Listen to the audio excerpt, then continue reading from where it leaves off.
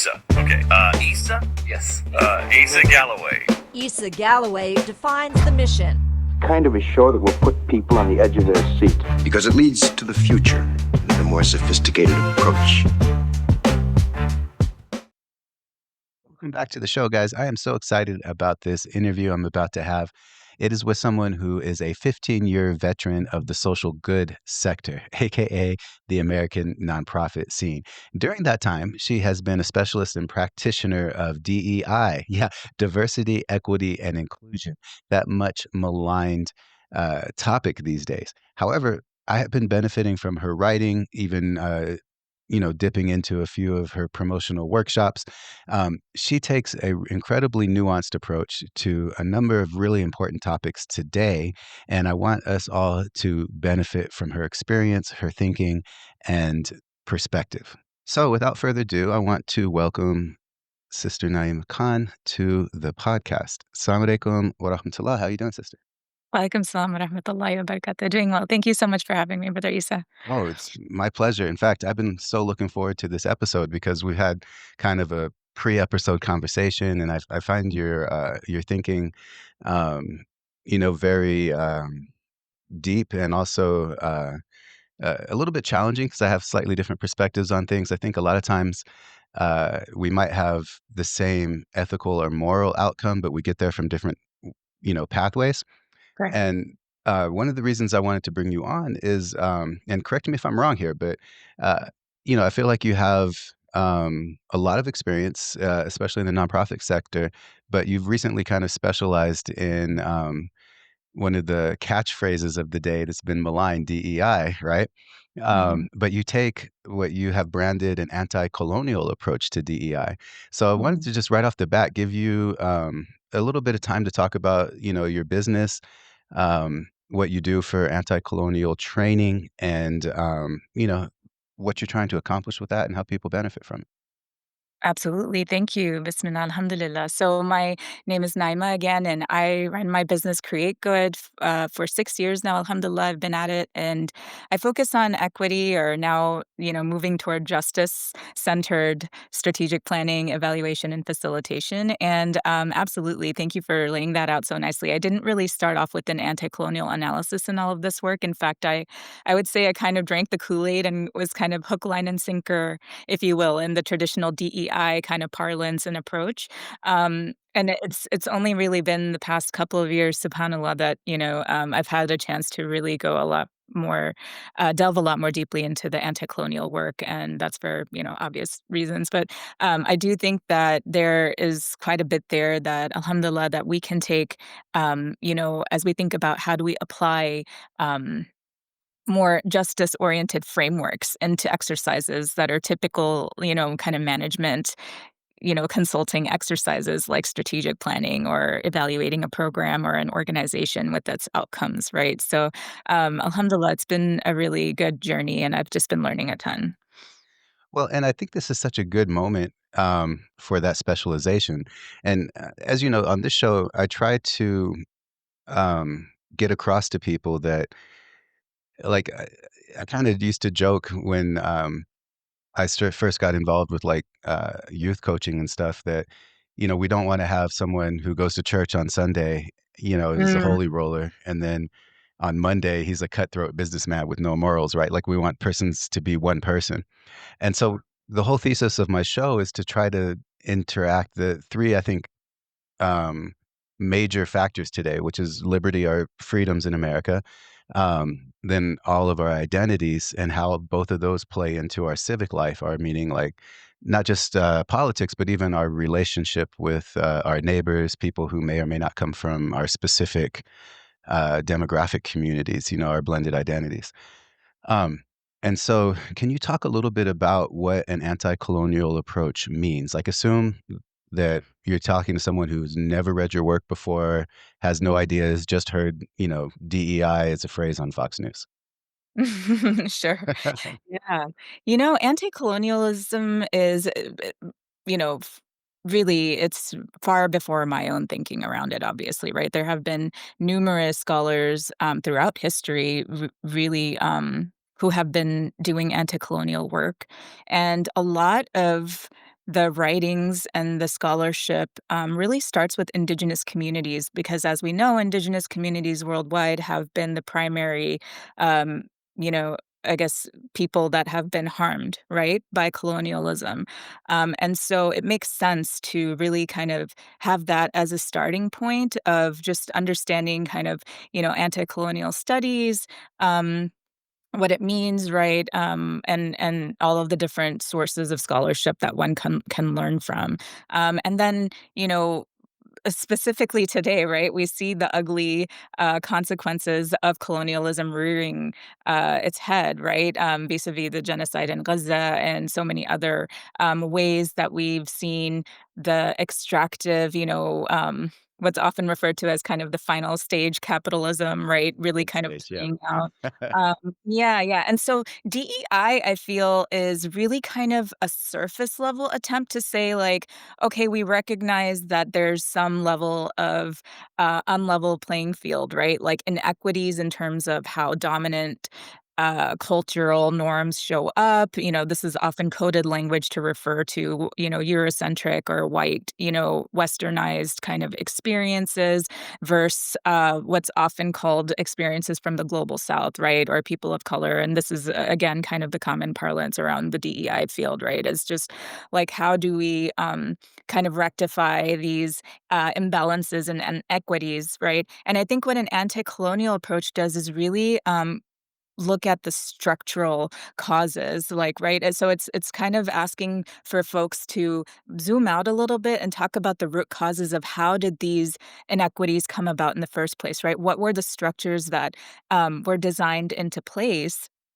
by elite classes, right? To really kind of create and replicate and further make harmful these vast inequities that we see now, whether it's in income or housing or education outcomes, right? You name it. Like here in America, we have so many different communities that struggle with the same issues when you look at it in major metropolitan areas. So I and not to say that DEI didn't, accomplish some things. I think in terms of increasing representation and, like, again, like adopting a parlance of inclusion and, and really kind I like of. that you said a parlance of.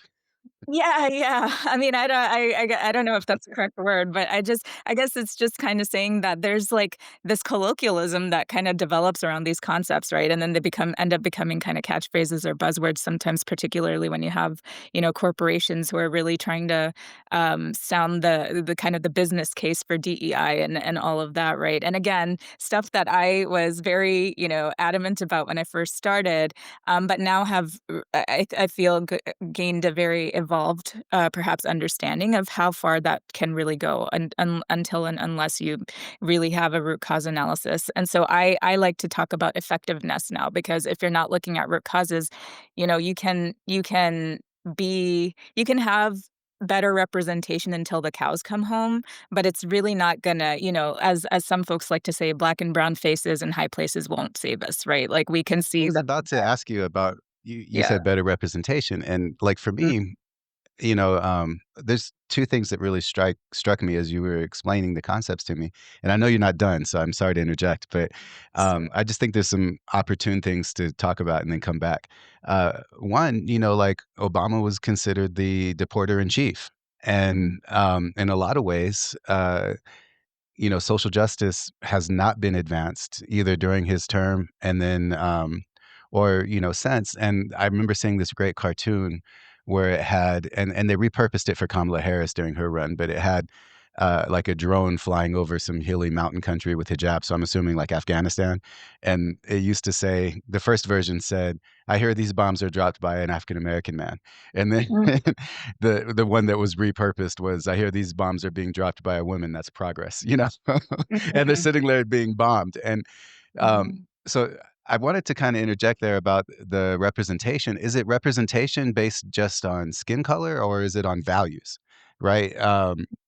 Right, right. And so That's I kind of wanted to ask you about that, and then hopefully you can segue back to where you're going. I'm sorry to interrupt. I just think it's such a like, for instance, when I was doing DEI trainings, not that I was being that I was giving the trainings, I was receiving the trainings, Mhm. um, for anything from state government to some pretty large corporations I used to work in. Uh, it was almost as if it was just like a checklist item, and then they would hire people, um, sometimes, uh, almost more to meet, like, again, a checklist rather Mhm. than to actually bring in people that, breathe new life into the organization. And you would see that the people being hired, regardless of how they presented, were very much, still in line with the company culture that existed before they came. Does that Mhm. make sense? Mhm. Absolutely, absolutely, and that's why I say DEI is really kind of hitting the surface, right? Because and I think you actually said it beautifully is and I'm kind of, rephrasing, but how do we lead from our principles, right? Is kind of the thing that That's better I than I feel said.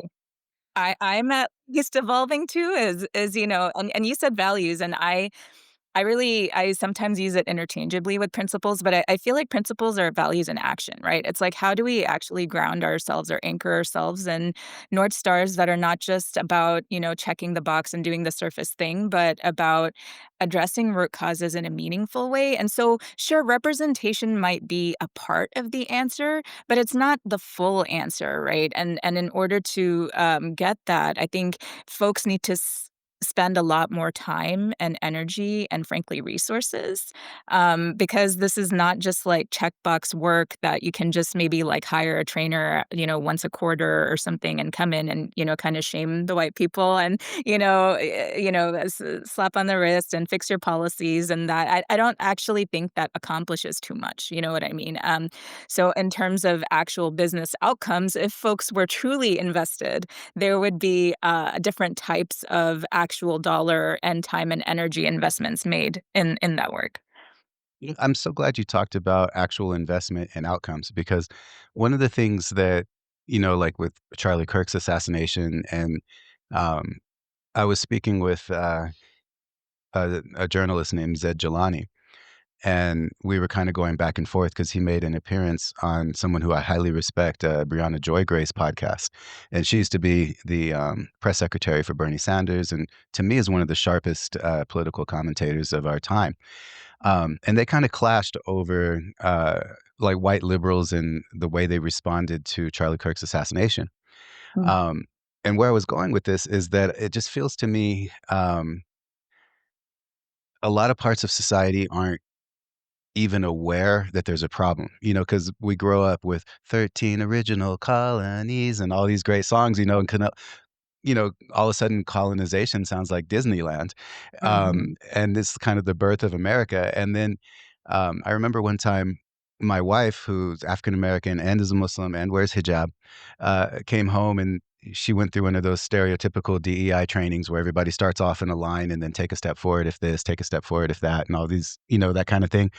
yep, And then at the end of it, she remembers, one of her colleagues just, like, never having moved an inch and just kinda being in just complete shock that she had never, even thought right, about all these other things that people's life experiences has.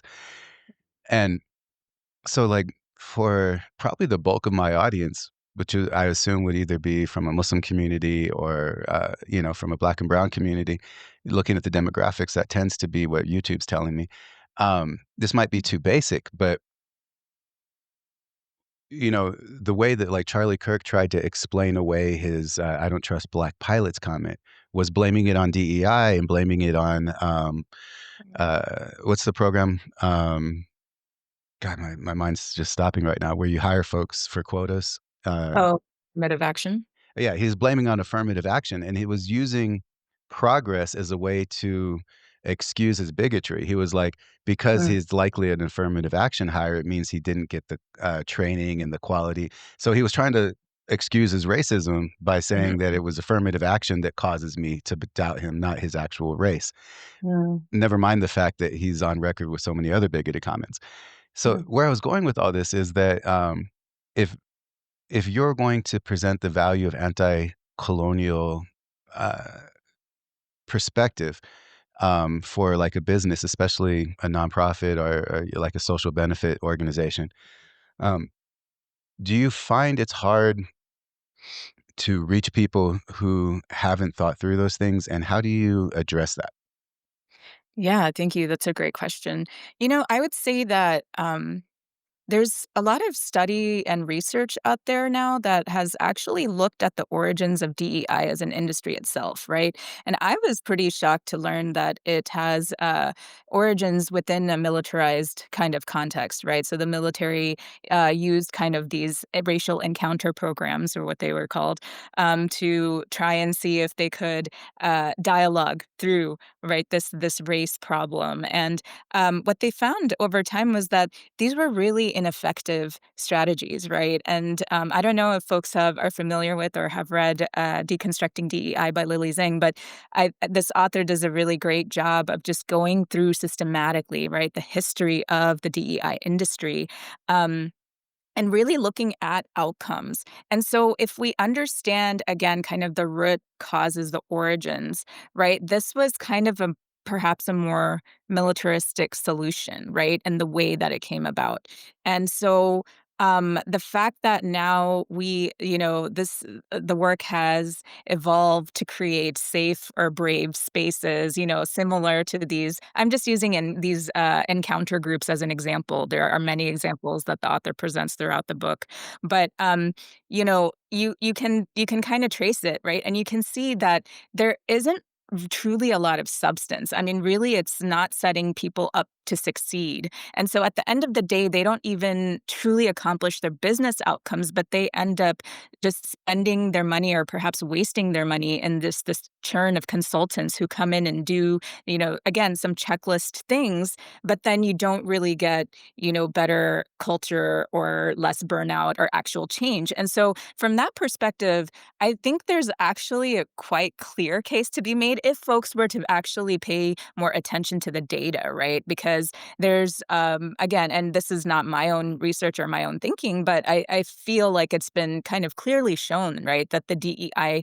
as an industry, DEI industry has the measures that we typically kind of associate around that has failed. And Zhang does this really great analysis in the book around how nobody's actually, right, there's a whole industry that's developed around it and all these positions with DEI titles and everything, but there hasn't really been a standardization in the sense of like, who's quality checking this stuff, right?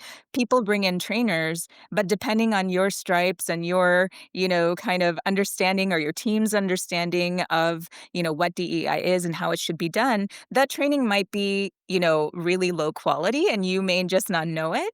And there's actually no definition or perhaps no, rigor to really understanding like what it would look like to execute and implement a very, um, you know, satisfactory or like meaningful program, right? So, So yeah. so, like, one of the things earlier you said, shame the white people, and I'm so glad you said that because one of the common critiques on DEI, and I know that's not what you're doing, but I'm trying to set the stage to make our conversation go a little deeper, is Mhm. just kind of it's almost what I would call the Robin DiAngelo effect. It's just like, um Um, and I've seen this in a number of different ways, but she kind of epitomizes it really well. It's like, y'all are always going to be racist and you always have to be fighting racism within yourself. So you have to have this internal battle anytime you're in a public setting that's not your home. Um, and I could easily see someone go to, well, I'm not going to walk on eggshells my whole life. This is all worthless. Um, and so I feel like when you're talking about, the different types of training and there's no standardization, there's no quality checking, it's almost just like what happened to the Muslim community after 9/11. You had all of these rabid anti-Muslim bigots who had agendas who just started training law enforcement and corporations on the threat of Islam and who Muslims were, but they weren't Muslims themselves. And, it just created all of these problems. So coming back to what you're talking about, moving into, how do you standardize progress in a setting like that? And I know that's a hard question. It could take, like maybe 3 Mhm. or 4 podcasts at a very academic level, but Mhm. at a more conversational level, can you kind of address, either efforts to do that, how you approach it in your business? And then just as a perhaps most importantly, um, how do we think about this on just getting along with our neighbors? Mm. Mhm. Yeah. I would say for the standardization question, I'm not I'm not actually sure that standardizing outcomes is perhaps what's even necessary or desired, right? In terms of process, I think there's ways that you can, ensure some quality checks, perhaps around whatever curriculum or let's say like content people are trying to present, just to make sure it's actually aligning with principles, right? Again, in terms of what would be effective at the end of the day. Um, I do think that there's a lot of, work that needs to happen kind of on an individual level, right? So what struck out to me about what you said about Dr. D'Angelo's work is, you know, kind of that takeaway that whenever you're in a public sphere, right, you constantly have to be kind of advocating, right, and doing the tough work, which I agree with. But I do think that at a personal level, like even within our homes, right, what I understand anti-colonial practice to be truly something that's an individual practice that emanates through, our individual level kind of discipline, perhaps, and principles following, and then moves through the interpersonal connections that we have up through organizational and ultimately, ideally, right, through a systemic level of, how the world kind of operates. And so, again, I'm talking in like really ideal terms here. And I Of think course. that this is why, in my mind, an anti colonial approach actually really aligns with perhaps an Islamic, worldview and principles kind of point of view.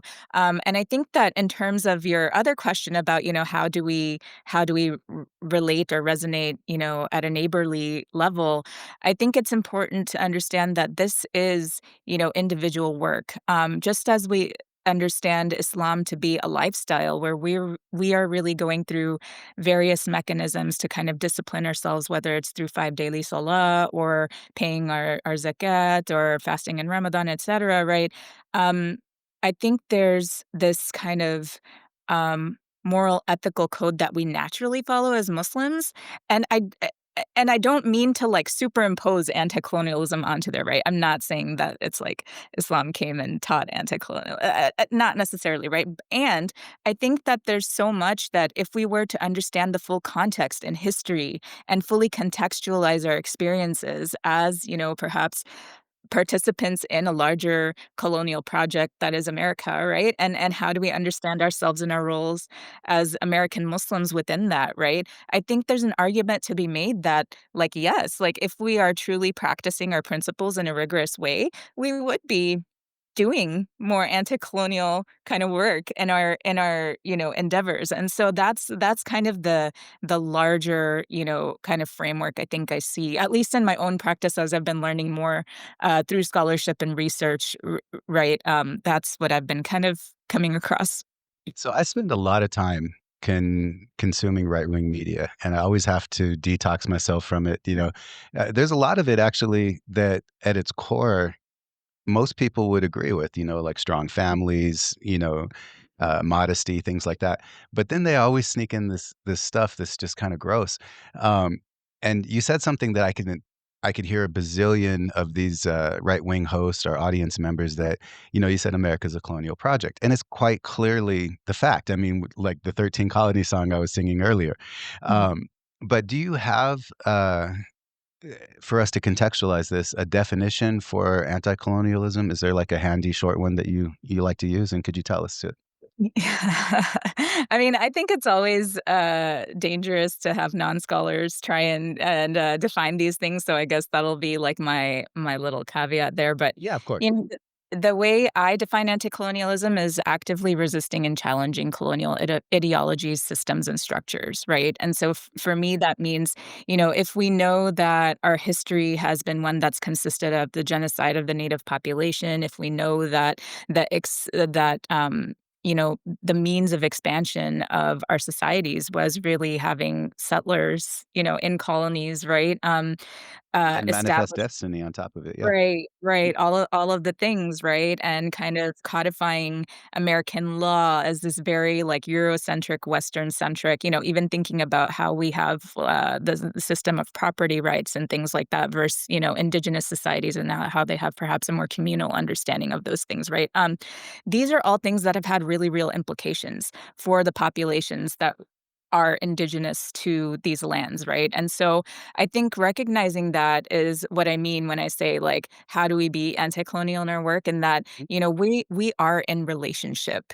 When we are born, we're entering into relationship with the people around us, the land, that we are on, the environment that we have, right? And so how do we recognize that relationship? In how we kind of move forward in our lives is kind of the invitation there. And so it's not, I I think the tendency in the way that a lot of DEI industry has been shaped is that it's kind of um, really brought people into this identity politics that creates toxicity among people because we have these identity wedges, right? We have these like um, strong really kind of like ideological stances like because I'm such and such I must have this such and such opinion or such and such stance, right? And I think that's actually far from the truth. When we look at communities, they're far more nuanced, right? Like people have far more, people aren't monolithic, right? Like our racialized categories, even as much as we're taught to kind of believe, right? Again, through a lot of the DEI industry's language, that these are somehow monolithic blocks, right? Like, not all white people are the same. Not all people of color are the same. There are many biracial people, right? Like, there are many indigenous people, right? And, like, you don't actually get those nuances in that type of work. And so I think it's also about kind of going to the next level and saying, like, what are the nuances here and how do we understand, right? Like, if there's a program that's out there that's teaching that, all white people, are, somehow predisposed to be evil or or right? Like that I think is something that we ought to reject at even a faith-based level, right? But Absolutely. on the other hand of that, right, like But that recognize also we reject, right? Yeah. right, and recognizing that, like, um there are a lot of Eurocentric policies that have shaped and, that like kind of from the dominant, white cultural perspective, there have been policies and systems that have come into place that have inequitably shaped, the way that society has been structured in our communities. I think that's also true, right? You have to be able to hold both of those things. And it's not just like, oh, just because you're white, you have to be bad. And that's like what you have to believe in order to do DEI right. But like, yes, there is a certain degree at which you have to recognize, right? Like the way that whiteness as a concept has been institutionalized into our systems, that is something that we do have to be constantly wary of, right? And like really figure out how to advocate for policies. And again, at a structural level, how do we get to that more utopic, right? At this point, right, ideal kind of playing field. Those are kind of the bigger questions and we can look back to examples in history, right, and see how have different societies done polycentric governance, or how have there's so many kind of things that we can look back to say there is different ways to structure society. So how can we get there? And I'm probably gonna blow your mind here because I just watched an interview, with, Glenn Greenwald, who Mhm. had and a lot of people are already accusing him of platforming a Nazi, but he had Nick Fuentes on. Mm. I don't know if you know who Nick Fuentes is, but he's, No. like, to the right of Charlie Kirk, and Oh. he's the movement that people call Groypers, and he's basically praised Hitler and all this stuff, and the crazy thing is his last name is Fuentes, he has Mexican ancestry, but predominantly white, Mm. and so Glenn Greenwald had him on and was talking to him about the title of the segment of that video was called "Managing Diversity," and I watched it because I'm always saying, in my opinion, diversity is a fact. It's like neutral. It has inherent benefits, but if it's not managed well, like through efforts to help people understand each other, dig deep and understand where people cultural differences and things lie. Um, I think what you have is what you have right now. You have a very tribalistic society. I've often called America in a stage called Neo-Jahiliyyah, like the time before Islam in the Arabian Peninsula. And I say that because we become so tribalized. So, like, one of the reasons I don't like the word Islamophobia is because I think it dehumanizes Muslims by focusing on the religion Mm, Um, and it's so funny because everything you said was about nuance, right? And mhm, holding, a blended idea, but still the reality of like a European centric set of systems that are built. The two things can be true at once.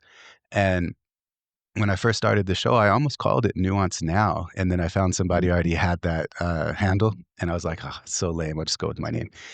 mhm, But where I'm going for this for a question for you mhm, is, Nick Fuentes talking to Glenn Greenwald, his approach to managing diversity was basically apartheid. Let's just mhm, he basically said to the effect that, "You can't roll back America, there's too many non-white people here now, but we should be able to have little enclaves of whiteness," essentially that was basically his words.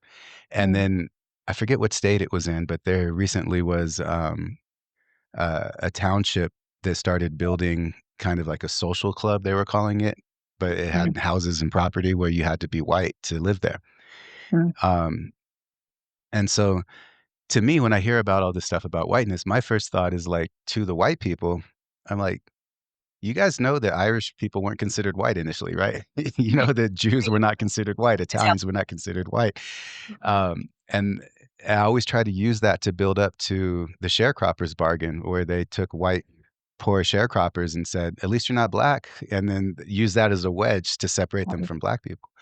mhm, So where I'm going with all this is, and in essence, it feels to me like anti-colonialism and the approach you're taking is a more academic version of just the same struggle America's been going through since its inception, um, but as a way to proactively manage diversity where we're celebrating it rather than shunning it. Is that mm. fair? I struggle with the term manage, because when I think of manage, I think of management consulting, right? Guilty as charged, right?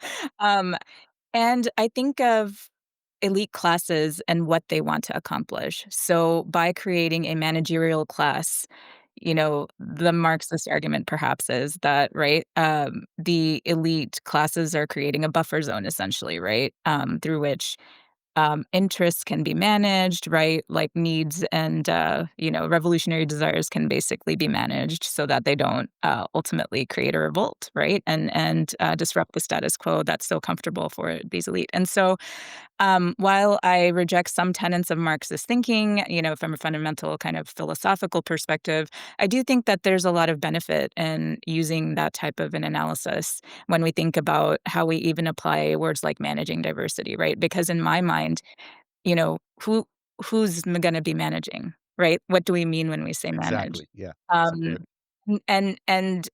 managing for what end, right? And so these are the types of things where, I feel like it would be more useful to ask, "Hey, there are many communities hurting right now. There's urgency and pain being felt by many communities, whether they're Black, brown, white, whatever, right? And what is going to create material change for these communities, right? How are these communities that are hurting right now, whether it's in Palestine, whether it's right here at home, or anywhere in between, what is the material change that people are gonna feel, right?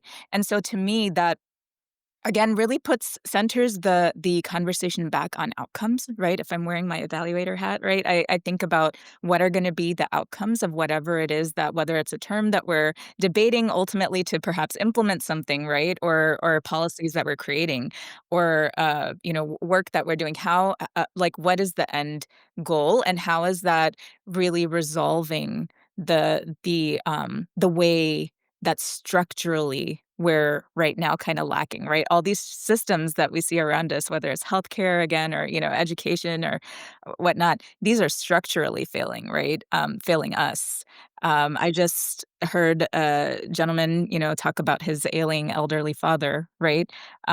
Who is in hospice care and just how our healthcare system just is not doesn't do much for average folks anymore, right?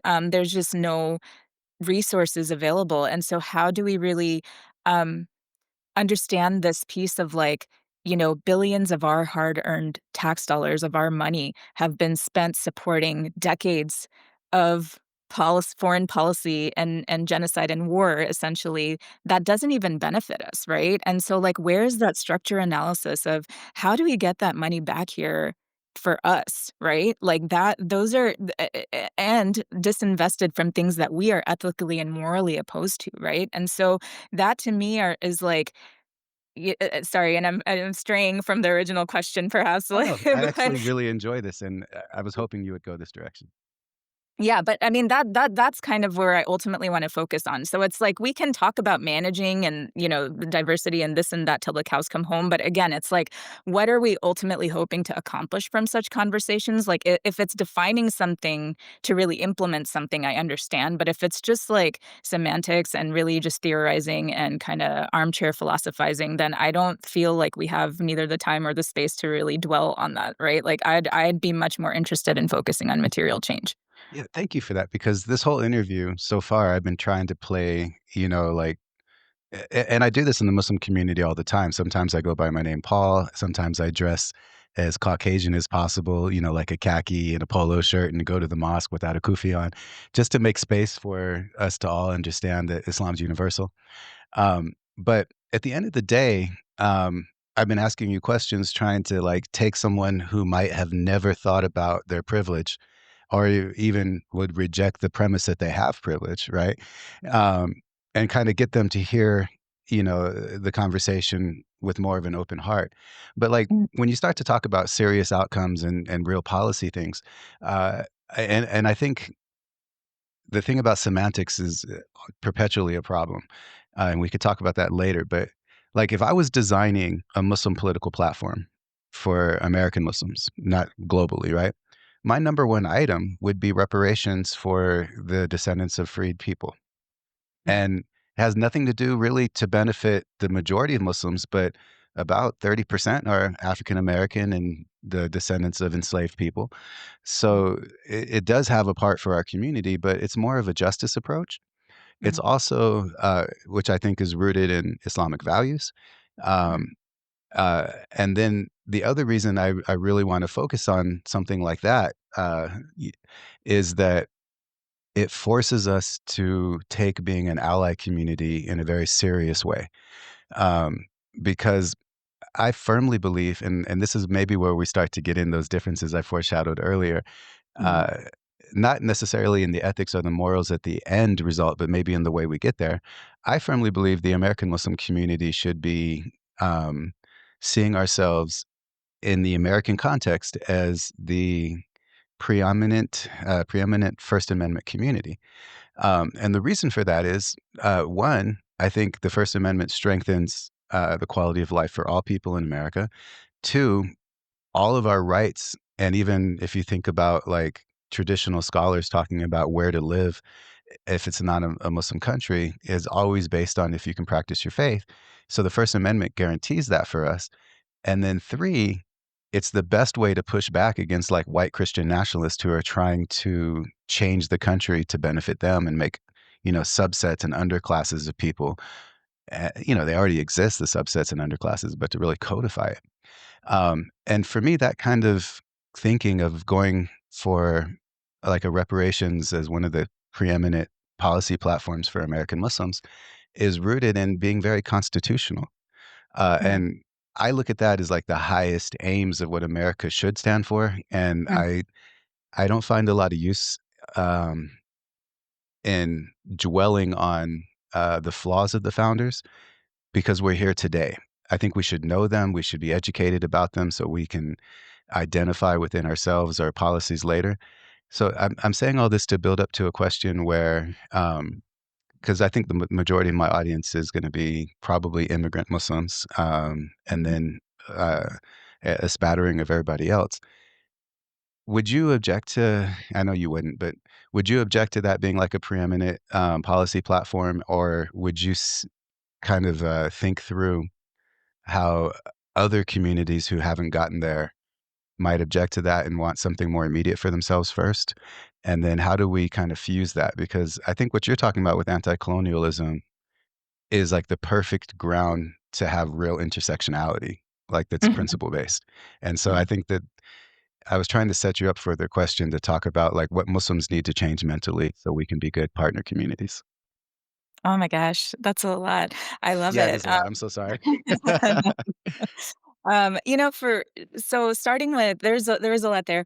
I so first of all, with the reparations platform, I think that's absolutely, a necessary conversation to have for context here in America, right? Like that's a no-brainer in my mind. I do think that it's interesting about how that dovetails with other reparation projects. So, say for example, how do we, kind of grapple with indigenous land back and other right? Like, how do we think about the indigenous community in this context of reparations and understanding, what their kind of call to action would be, right? And really let these, I guess I will call them like original sin communities, perhaps, in terms of the genocide of Native folks and this and enslavement of folks that were forcibly brought here from Africa, right? I Like how smiled did because when you said original sin communities, it almost made it sound like they were the sinners. So no, I know no. that's not what you Let's meant, but quickly clarify. I was like, "Oh gosh, maybe we need to edit that part out." No, but, like, yeah.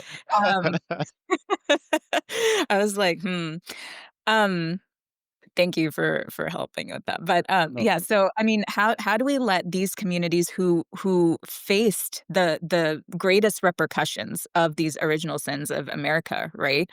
um, actually drive the conversation behind these policy platforms ultimately. Because I think a mistake that we can make relatively easily, and I'm talking perhaps to the immigrant community here first, is that we tend to get really like, once we find our place in social justice work, we're like, oh, we're just very like excited and for many right intentions, just like very much like, okay, let's create solutions and this and that, right? And how do we implement?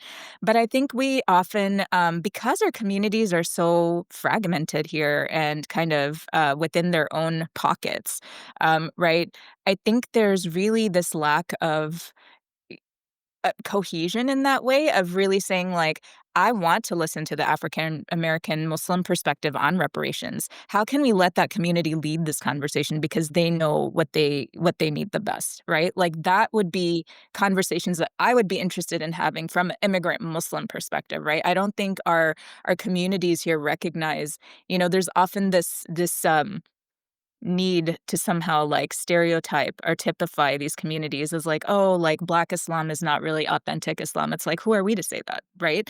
Like, we really need to understand that there was a long history of African American Muslims here before immigration even started, right? And so to recognize the importance and the rightness of that Islam and how it carried really, right, the day before, immigrants started coming and, the narrative started shifting a little, right? Like, that was Islam. Like, if you read I reread, the autobiography of Malcolm X recently, and they're like, "Oh, the Muslim from America," because there were no other American Muslims, like, when he was traveling abroad or, they'd be like, "Oh, that's the Muslim from America." And it struck me, I was just like, if you think about a Muslim from America now, it could be, like, anybody, right? Anybody. But back then, it was solely and typically referring to the African American community because before the mid 50s, 60s, right, you really didn't have a bunch of other representation. And so all that to say, like, how do we really kind of work on integrating the way that our communities exchange and interrelate with one another so that we can and like organize with one another, right? So that we really can develop a more robust, perhaps political platform. And then to your point about the First Amendment, yes, you and I disagree about just perhaps like the original kind of protest to so I think from what I'm getting, your perspective is that, what's the point of going back to kind of unearth deep flaws at this point? We have the Constitution as a document that has the weight of the consensus, at least from like a legalistic perspective, perhaps, It's under behind. attack by MAGA, so predominantly that Right, nationalist right, movement, right. but And which I think bolsters my argument, by the way. sure, sure, and I'm happy to chat about that. I I think from my perspective, you can have, right? So how far then are we willing to go, right? Because then arguably any of the communities that we have currently that are based from and have emanated from kind of the original 13 colonies, right? We shouldn't really mess with the structure of them because it's like, what's the point? Right? I mean, I don't know. That's a leap, I I think. don't wanna create I think that's a bit of a words into their okay, is that a leap? Okay, okay. for me Then it is. perhaps for I'm sure there's okay. logic behind it, but Bec it feels like a leap to me. so all my point is that I wanna really understand how the form and the content are matching up. So if the form of the Constitution is that of, one of democracy and of consensus and of values that we have some level of shared understanding around, great, right? That's fine. But where I think you and I differ is what's the content of the application of that been? And my argument is that we can perhaps become the model First Amendment community to some degree, right? And it may at the end of the day not really matter because the way that the First Amendment has been applied has been so unequal since the beginning that it's very much right. Like I don't know what structural difference that would make for our community at this point. You see what I'm saying? So that's Yeah. kind of where I'm saying like form versus content. Like how has Let me push yes. back on that just a little bit, though. Okay. Um, Okay. I recently attended a, religious liberty scholar conference, and it's so sad because it's in the wake of the, church shooting in Michigan at the LDS Church, and some of the most preeminent, religious liberty people come from the LDS Church because of their history of persecution.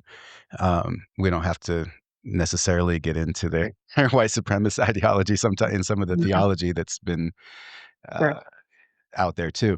But, if you take a meta study of the application to the First Amendment to minority religions, up until very recently, it's almost just overwhelmingly in favor of minority faith communities as protecting the ability for Jewish, Muslim, other Hindu, Sikhs, and others to practice their religions freely in the United States. Mhm. Um, and so when you say there's like, when I'm saying it's a leap, I feel like there has to be a point where we think about what's practical and then establish, that justice and then start to fine tweak around the edges. And I feel like sometimes we can lose the forest from the trees Mhm. based on purity or wanting to be Mhm. so correct. And then I also see the flip side of the argument, whereas if you don't have a strong moral foundation, what are you even doing? Um, so I think it's a fine line to balance. But where I'm trying to challenge you a little bit is, and I don't know if we're really that far apart, is that I want the Muslim community to be reflective of our own internal diversity. And I'm totally fine. One of the reasons I started this podcast is to try to get people to think differently. And, I don't care who leads our community at all. For me, what it is it's more about are we approaching things with our values? And earlier you said that you could make an Islamic case for anti-colonialism. I totally agree with you. And where I'm going with all this, and what I'm going to turn it back to you on, is this: um, if the Muslim community is going to advocate for our own protection, how are we then different than other communities that advocated for themselves? And are we actually living up to what Islam calls us to? Because to me, when a scholar once told me, you can't help people if you hate them, like you can't truly Mhm. help them, right? Or Mhm. if you look down on them. Mhm. And so for me, what I'm saying here is being the preeminent First Amendment community means when Muslims advocate for our rights, and this is key to why I thought reparations should be one of the preeminent policy platforms for the American Muslim community, Mhm. is that we're actually advocating for the freedoms of everybody. Mhm. We're not putting anyone down. That's the exact opposite of Christian nationalism, and it's the exact opposite of white nationalism.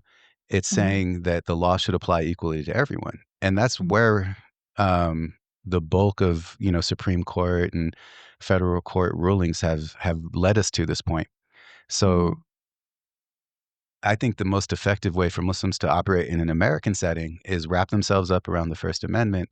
And then, just like you are consulting to for benefit organizations, social benefit organizations, our community should take the approach of we are basically a for benefit community because whenever Muslims arrive, we're like the hadith where, the tree that has the deep roots stands tall and upright, and then someone throws rocks at it, it drops fruit. Or Mm, the other hadith where the Prophet, peace be upon him, said, wherever the Muslim is, there's benefit. mhm, So my thinking is turn our struggles, our civil rights crises, the attacks against our faith and our community into something that benefits society at large, which means it protects Christians, it protects LDS, it protects Hindus, Jews, whatever, um, because we're a community of justice. So mhm. I said Yeah, a I lot. don't I yeah, don't think we disagree when it comes to that. yeah, I was just about to say, I was like, I think we're like a hair's thin hairs, like, width away from each other in this. Right. Um, yeah, and I do agree that, first of all, with your point about the kind of utility and perhaps pragmatism piece, I completely hear that, right? I don't think anyone at this point is arguing for, like, going back and redebating the Constitution or, like, restructuring the First Amendment or any of that, because not only does that take, like, an impossible political majority at this point, I think, but also it's just, just logistically speaking, but it's also just not really where we need to spend our time, right? But I do so I hear you in that that is a tool, I would say First Amendment plus 14th Amendment, right, kinda combined, right, due process Bill of and Rights in total, yeah. right, right. And so I do think that there's, space for using, right, the tools that we have, the legal tools that we have in our toolbox right now, right, to do what we can as a community. I would just wanna make sure that we're very clear-eyed about who the Constitution was intended to benefit at the get-go, right? It wasn't actually the common person, perhaps, right? It was the elite of that time. So Like even if you're talking about the landowning men. sharecropper, right? Even if you're talking about right? So from that perspective, I think we just have to know that as we have our eye toward developing these policy platforms, that there are deeper kind of structural interests at play, right? And so how do we be strategic about that and take that into consideration as we move forward in these paths is kind of with the question I'm trying to raise, right? And so from that perspective, I do think that you talk about this kind of universalist kind of platform that our community can ultimately perhaps like become or create, right? And so I think that I wouldn't I call it universalist, but okay, sorry, I meant that. that's just yeah, A universal platform that benefits everybody, you said, right? a So justice so platform. a justice platform, okay. I didn't mean universalist, I meant to use the word universalism from universal design principles, I don't know if you're I do, I familiar with just wanted to be careful. okay, okay. You can assume I assume the best about you at every point. Uh, Just with okay. the other time when I the original sin comment, I wanted to make sure that you weren't misunderstood. Yes, thank you, I deeply appreciate that, jazakallah khair. No, but I would say that, from a universalism kind of perspective, right? Um and there's all kinds of arguments for universal design, right? We have, some really prominent schools that I want mentioned that are like, pumping out these kind of theories around it and, targeted universalism and what does that mean and how does it create policies that benefit everyone? And I totally get that. I understand that. I do think that there's some truth to that, but as with many things, there's a little bit of falsehood mixed in with the truth, right? And so I just wanna catch that, where we can And and that's really why I really put forward reparations for the descendants of freedmen, because mhm, I do tend to think, like, if you're talking about social safety nets or even UBI that Andrew Yang was so big on, mhm, universal basic income, mhm, I don't like means testing because it creates so much political friction and, hard to get things passed. But at the same time, there are communities that have been more oppressed than others mhm, systemically, right? mhm, And so, like, for instance, I look at reparations for the descendants of freed people because there's a there's a network there. There's a community that's actually civically engaged in participating there.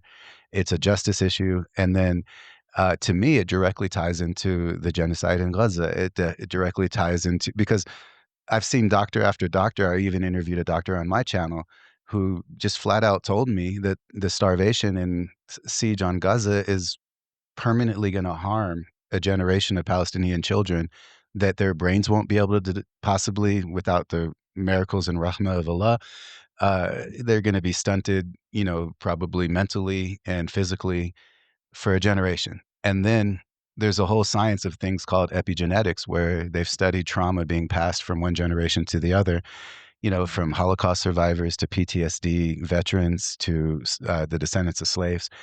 And so if we're able to advocate for reparations for, America's original sin, one of them, um, and I don't mean to ignore indigenous peoples, but I try to take a practical approach. There's a real movement and a very civically engaged community in the African American community. Um, and one of the reasons I also push that is to force our community to look at ourselves and how we don't always truly live up to justice when it comes to other people. Because when you originally earlier in the interview, one of the things I really loved that you said was that this work is really an individual work, because I tried to make a joke about, like anytime you're in public, you have to walk on eggshells. And I wasn't doing that to like justify the attacks on Robin DiAngelo. What I was doing was trying to get to the point that all of just being a good human being is introspection and right, finding out where your blind spots are and everything. And you've opened up my eyes to a few, like when you called me out on the word management. I was like, wow, I didn't even realize that it had those connotations. I know, So I jazakallah khair for that. think of it as a mutual exercise of opening up blind spots, right? Because I have my own, so I Well, completely we all feel do. That's the whole point, yeah. right? Like, and so Mhm, I'm hoping people who walk away from this interview kind of see, if I could have one message from it, one is go learn from you and take your courses. And then the second one is that a lot of this to me is rooted in a scarcity mindset.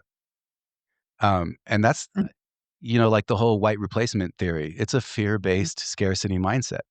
mhm, mhm, Um, so like I look at that and I look at these people marching with tiki torches looking ridiculous, talking about the Jews won't replace us or whatever, or the anti-immigrant sentiment. And they're like, these people who got here yesterday and don't speak the language are taking my job. I'm like, mhm, why are you so low skilled that someone who doesn't speak the language and just got here can take your job? Like that's on you for not leveling up. you know. But jokes aside, in reality, we're all scared right now. We're scared for our community's civil rights. We're scared we're going to be targeted by white nationalism, by Christian nationalism, by Trumpism, by mhm, pro-Israeli forces. I mean, they've told us they're going to target us as far as their leaked memo goes. mhm. So I want to give you the final word. I think I've taken a lot of your time today. We're almost at the hour mark. Um, and wanted to ask you, because I saw in some of your literature, you combined anti-colonialism with anti-capitalism, Mhm, or anti-capitalist. mhm. And this might be a cliffhanger for a second interview because it might be too long to get into it. Mhm. But what do you mean by anti-capitalist? And before I just turn it over to you, um, this will be reflective of what I was saying earlier with the First Amendment. I don't necessarily think capitalism is the problem. I think it's our lack of civic engagement as a society, America Mm, in general. Because mhm, if you look at Germany, they're a capitalist country. They have robust social safety net, and they have very strong limits on how capitalism operates. You look at Japan, same thing. You look at the Netherlands, same thing. You look at Sweden. All of those are countries that are literally capitalist, but they also have very strong safety net, social safety net programs. They have mandatory maternity leave, all of these things. mm, Um, mhm. so when you say anti-capitalist, can you dig into that a little bit? And if it's too big, I'll Yeah. have to have you back on and we'll talk about it more Yeah, later. yeah. No, absolutely, absolutely. SubhanAllah, brother Issa, you you have a lot. I'm like, I try to organize my thoughts, but, it's good. Um, so, well, I just also wanna go back to a point that you originally kinda raised, which I'll push back a little bit on because Please. you know, for however much, however less the native population is just as a total percentage of the population here. I will say that depending on perhaps where you sit or, how familiar you are with kind of the community efforts there, like they are heavily civically engaged. And I particularly saw this in Minneapolis and Minnesota and more broadly in the Midwestern region. I envision it to be true for Texas or, any other place really. But I do think that there's a strong Native American movement that, despite erasure, despite continued invisibilization and repression in multiple nefarious forms, including the missing, murdered Indigenous women, kind of issue, right? Like, I think that they have been actively a voice on just their rights, right? And the community and really all of the treaty violations that the United States federal government has since the beginning and over time, right? Done to these communities over and over again, right? And we see that until now. And I think actually this is the strongest tie back to my anti-colonialism argument because they are really right. Like they are the quintessential anti-colonial community here in America. And so I do think that we need to figure out ways to platform, elevate, have interactions with more deeply and build deeper relationship with the Native community because there's so much good thinking there. And I'm gonna plug this podcast because I learned so much from it, but the Red Nation podcast. Um, Link in the description below. Yeah. yeah, yeah, they have had so many people from Palestinian backgrounds and Palestinian activists come onto their podcast because they understand, as an original people, they actually understand the struggle of colonization firsthand. And so I would argue that their voice is perhaps a linchpin almost even to the path to reparations among ADOS communities, right? Like in my opinion, I think that their having their engagement and involvement in those conversations would only strengthen and make that movement go even further. In my estimation, we could talk about that more. But No, I just felt like I needed to lift that I'm up. just happy that you called out another. I wouldn't call it a blind spot in this particular case, but me misrepresenting myself on the emphasis because you're absolutely right. I'm in Yeah. Colorado. The native tribes here and the reservation that it takes a part of, is partly within the state of Colorado. They are civically engaged and active, and we've had groups of them, come through our mosques for feeding the hungry. So you're absolutely right, and yeah, I must have not communicated well. And for someone No, who's no, no supposedly a worries. professional communicator, I really appreciate that. No, no, no. And No, honestly, no, thank you. What you said is straight truth, and I love it. no, and I have woken up to these realities by hard lessons, in my own right. So please hear me when I say I'm like not the expert on this at all, right? But all I can do is just kind of point to what No, I've we're heard or learning together, and don't be so humble. oh, no, not at all, not at all. I think, Brother Isa, you have led so much work in this regard. So I just always want to make sure that we're recognizing, just kind of the work and things like that. But anyway, so from my perspective, just to quickly kind of talk to the other point that you raised about capitalism. Um, so in my mind, the American project of colonialism couldn't have happened without an extractive capitalist system that it was feeding through which these elite classes were formed, right? And so the whole project of genocide of the indigenous people here, the whole project of slavery as we know, right? This was meant to really bolster and buttress the capitalist kind of economic framework and system here, right? So that again, structurally speaking, the way that our society is structured right now has emanates so much from these kind of original kind of economic thoughts and frameworks, right? And so I just want to be really careful that when I'm talking about anti-capitalism is not the same in my mind as trade, right? Like when we have Free business market. and trade and just a free market, right? Like that is something even Rasulullah Sallallahu Alaihi Wasallam practiced, right? Like we know that from him being a businessman, right? Sallallahu Alaihi Wasallam. And so Mid coffee swallow when you said that. yeah, I totally understand. And so I feel like from that perspective, we really have to delineate how these frameworks have been robbed, so to speak, essentially, right? And like created and structured in these ways to where it was never meant to be are focused around capital, around the bottom line, around who has assets, right? Like, and who's gonna dominate and maintain control of assets like it is right now. For arguably, for the some of the countries, at least that you mentioned, right? Like, there isn't that and I don't know, I haven't done a deep study of this, but I haven't seen them wield capitalism in the same ways that I America has used it It would to. depend on what point of history, because a lot of those countries had colonies and were very brutal to Right. especially, the South Asia to Sub-Saharan Africa. Yeah, like, the Right. sins are crazy, like but yeah, back to your point, I'm sorry to interrupt. And so, yeah, and so maybe and that's my own kinda lack of education in this area, right? But obviously, like, to the degree where there have been these colonial projects throughout the globe, right? I would be shocked if you didn't find a capitalist project attached to that, right? Right. Because I feel like you right, there has to be, like, some extractive end for which all of this is happening, right? And typically, I've found that capitalism, again, like as an economic system, as an idea, as a framework through which we structure society, right?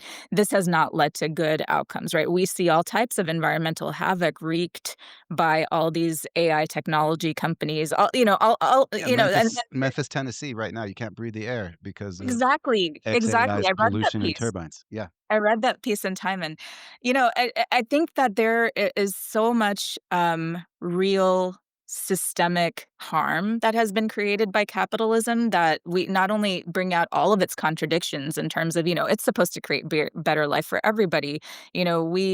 We clearly see, right, minimum wage, all of that, right, like just workers conditions, right, which is why labor is such a strong leverage point, right, So, to but this start. is the core to where it feels like we disagree, but I don't think we do. I think it's actually semantics. Because for Mhm. me, I would label a lot of that stuff crony capitalism, which Mhm. because of a lack of civic engagement from the masses, and by design, life is made to be hard, so you don't have enough people working 2 jobs to expect them to show up at their kids' school and also to be well-informed voters. It's almost impossible. Um, Mhm. but at the end of the day, like, I think that maybe the term capitalism and you and I just need to come to a common definition on it to debate it. Because for me, um, crony capitalism is what we're seeing right now. We're seeing the rich abuse the poor. We're in the middle of the greatest upward transfer of wealth in Mhm. human history. Mhm. And it's just not even, debatable really. And if you're calling it free markets, that's one thing. Um, but to me, the devil's in the details where, like, the reason I pointed out Germany, Japan, the Netherlands, those countries is because not that they don't have clean histories necessarily. Japan was incredibly colonial. I mean, everybody Yeah. in Asia hates the Japanese, at least historically, right? There was all these problems with, uh, the conquest of Japan and the repeated conquest against Korea and on and on. Um, Right.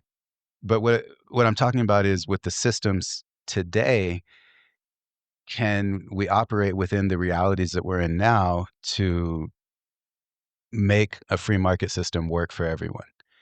Um, and the reason I use that kind of language is because I think too many people don't have the attention span or the education. And I know I'm sounding really elitist right now, and I kind of hate myself for it. But if you were to say you're anti-capitalist, you might not ever reach someone who you could if you were saying something like, "I'm for free markets." And I know Mhm. it's semantics, right? But language matters, and a Yeah. lot of our conversation in the beginning, I harken back to, like, listening to my wife's mom or my mother talking about what it's like being Mexican in the '20s and, hearing my family story. It seems like it's the exact same stuff happening with just different terminology. Mhm. No, and I point well taken, right? I think you bring up a really, important elevation of like, and this to me is a question of like meta narratives, right? And who has narrative control, right? I think that the way that capitalism is used is often, kind of linked with what people will commonly understand as like free market trade, right? And I think free markets debatably, right, or again, depending on like how far you go back and How which truly theories. free they are on Right, right. And, and so I think that's kind of the myth busting that, again, like, I invite myself to do continually and everybody, on a level is because, like, we have to look at kind of what the theory of a concept or a term is and how it's been applied, right? And in reality, like, who has benefited materially from the way it's been applied historically? And I think that's where we keep kind of missing each other is that I suspect that we would agree on a lot more if we weren't caught up in these kind of like wedged, like kind of sides, right? That we've been kind I think of a lot of it construct might even be that I'm 50. I don't know how old you are, but we're just slightly different generation, right? slightly, ever so Yeah. slightly. But yeah, no, but I do think that I think there's meaningful work that we can do in clarifying terms, honestly, because I think that in terms of your project, I know you're all about coalition building, right? And I think that in that what's so critical to building broader coalitions is really understanding where there are shared, goals and values and shared outcomes that we're interested in. And so, like, I do think one of the first necessary steps, even as a strategic planner and perhaps like a managerial organizer, right? I'll call myself is Little like manager. so terrible. But like how do we really like come to some common shared understanding, right? Of like what we mean by terms, what we mean by success and what success looks like so that we can actually build a path forward, right? And I think that's often an important place to start that not a lot of people spend a ton of time on because it's just taken for granted or we're just like, moving so fast that we can't, whatever. And so I think that's a really important step. Yeah, that human need to be understood is just so crucial. And Mhm. we're all kind of essentially cautiously selfish in the beginning, I think maybe. And that's where I really appreciate the work you're doing, how eloquent you are in explaining it. And Exactly. I now have to find some native peoples to have on my show from different perspectives because Yes. I want to bring that to the public and highlight it and learn myself. So thank you so much. The last question I had, is there anything I should have asked you that I didn't? And where can people find you? No, I feel like we covered a lot of ground as we do always, Brother Isa. Very much appreciate our conversations. People can find me at creategood.space on online. So creategood.space is my company's website. And I'm happy to, provide more information about the workshops that I'm doing right now. I was sharing with you earlier, I just finished the first cohort of my workshop on anti-colonialism. It's a four-part workshop series. We met every Tuesday. Thank you. Alhamdulillah. We met every Tuesday throughout September. So I'm still waiting to, incorporate lessons and all of that for our next iteration in November. But I'm super excited about it. And if folks are interested, I'd encourage them to reach out. Yeah, and I hope everyone watching this now understands a little bit more about it and why it's so important. Yeah, absolutely. Thank you so much. All right. Well, have a fantastic day, and we're getting close to the weekend, so that too. And Right. until next time, I'll bring you back on because I think there's still a lot of things to talk about. Inshallah. Would love it. Yeah. All Thank right. you. Assalamu alaikum. Alaikum. Issa. Okay. Issa? Yes. Issa Galloway. Issa Galloway. Issa Galloway. Issa Galloway. Issa Galloway, convert to Islam, defines the mission. Kind of a show that will put people on the edge of their seat. Because it leads to the future with a more sophisticated approach.